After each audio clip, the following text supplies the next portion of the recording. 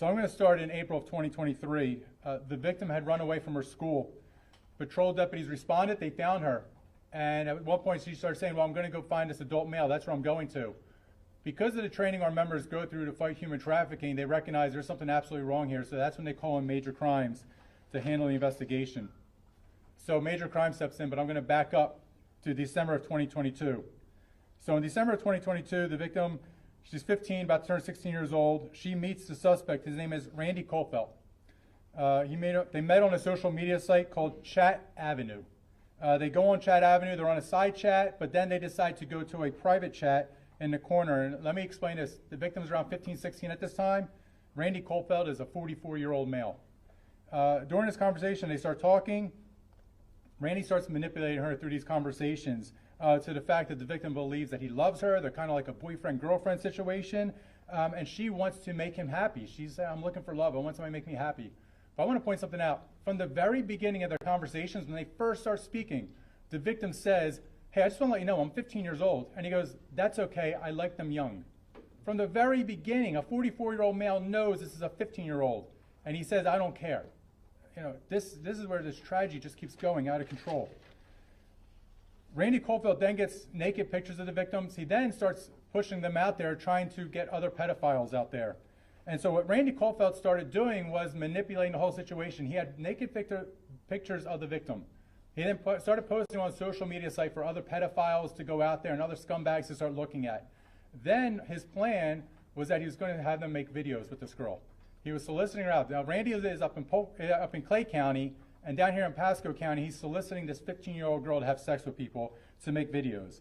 So that's what he was doing. So he would set him up. He'd say, hey, look, I want you to make this video. And then he was putting on a website called Adult Friend Finder. And I guess on this site, there's a $30 charge to get in, and then you can charge additionally to watch these videos. But it's basically, this is child pornography that they're setting up and they're putting on these sites. And so, you know, as he's going through this, this girl's now 16 years old. And so men start showing up to her house. On March 19th of 2023, Randy Kohlfeldt arranged for 69-year-old Sydney Smith to have sexual intercourse with the 16-year-old victim. Sydney Smith picks her up at her house. They drive to Sydney's house. He's getting her drunk at the place. They start videotaping it. But this is how sick this whole situation is. Randy Kohlfeldt starts telling the victim, you're not doing it right. This is what I want you to do. I don't want to get into details of it. It's horrible. But he's basically directing what's going on. He's getting upset with her. And at one point he says, if you're not going to do what I tell you, I'll just find other girls. So you just see a 44-year-old male manipulating this 16-year-old little girl. On March 19th and March 20th, 33-year-old Brandon Sarno was picked up the victim at her house. Brandon Sarno went to the woods with her. They started using drugs. He then pulls out his cell phone as if he's going to record, but then he says, oh, my recording didn't work, which, of course, the main suspect in this case gets upset about. But I'm going to point out two things. One is Brandon Sarno was arrested in 2013 for similar style charges under an FDLE sting. FDLE did their job. But unfortunately, this suspect, this criminal, this scumbag, was back out on the street, and he did it again. The other part is, we believe that he was street smart. He knew that he had made that video and then sent it to Randy, that would have been additional charges. So he's like, oh, my phone didn't work. But that's the type of people we're dealing with. But let me point out that also at this time, Brandon Sarno starts grooming the victim. He starts figuring out, this girl's vulnerable. I'm right here in this community. Let me start grooming her. On March the 20th, Randy Kohlfeldt tells the victim that another male is going to be coming to her house. Randy Kohlfeldt tells the victim exactly where to go, how to perform these sexual acts. The 29-year-old John Kahindi picks her up at the house. They go to the Days Inn in Port Richey. They perform the sexual acts and videotape it and then send it to Randy Kohlfeldt. Then afterwards, and then he uploads it to Adult Friend Finder again, and John Kahindi then takes the victim to the store to get vape. Randy Kohlfeldt kept demanding more of the victim. And at this point, the victim's kind of like, whoa, what's going on? Are you uploading these videos? Are you doing this? And he's like, no, I'm not doing that. And so she kind of breaks it off where she stops communicating with him. Randy Kohlfeldt then emails her. He starts sending explicit pictures of adult males. He then asks her, do you still love me? What's going on? Do you still want to make these videos?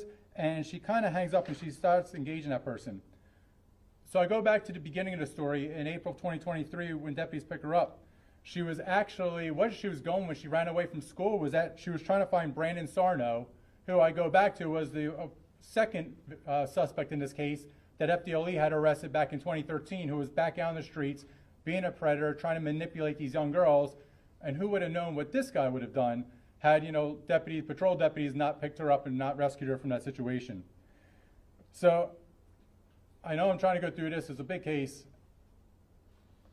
But what I'm saying, I go back to it. What our detectives had to see on those videos, what the, Rita Peters had to go through, I can never explain it. I will never want to explain it. I will never want to talk about it.